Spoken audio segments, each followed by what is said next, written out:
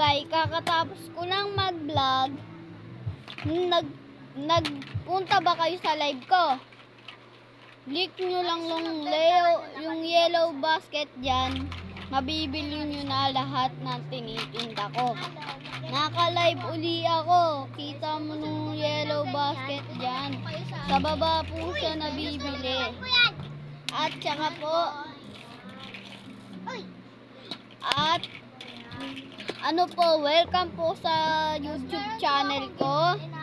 At welcome po talaga.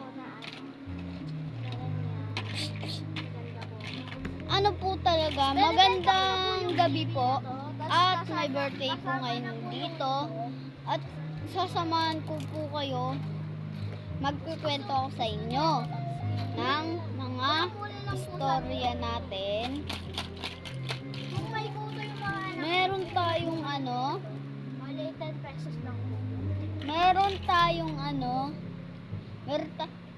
I have a question for you. Ganito kasi yun.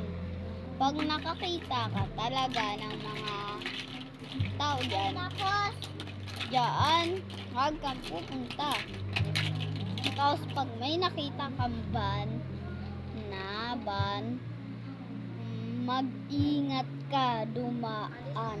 Dapat may kasama ka kung mag-vlog ka, kasi baka nakatalikod ka, makita ng camera mo yung vlog na merong kidnapper sa likod mo. Kaya nandito sa loob ng bahay namin para mag-vlog, para safe ako.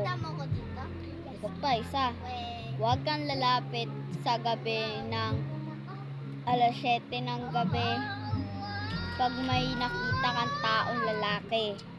Baka kasi kuhain ka, kidnapin ka, tsaka tanggalin ng buo mong laman. Tatanggalin. Maniwala kayo. Huwag kayong lalabas ng November 13. Bawal umikot. Dito kayo sa loob ng bahay. And safety po. Huwag ka talagang lalabas dahil makidnap ka. Panoodin mo yun sa TikTok kung nandyan ka. Kung may cellphone ka. Oo nga. Maniwala kayo. At isa pa po, ang babala namin dito, maglagay kayo ng asin sa pintuan. Kung mahilig sa inyo may mga manananggal. Hindi kami naglalagay dahil walang manananggal. Panlaban din yun sa kahit anong multo, kahit babala din. Isa pa, sibuyas. Maglagay kayo, magsabit kayo sa pintuan, kahit anong gawin nyo, maglagay pa rin kayo asin, sibuyas. Ayun.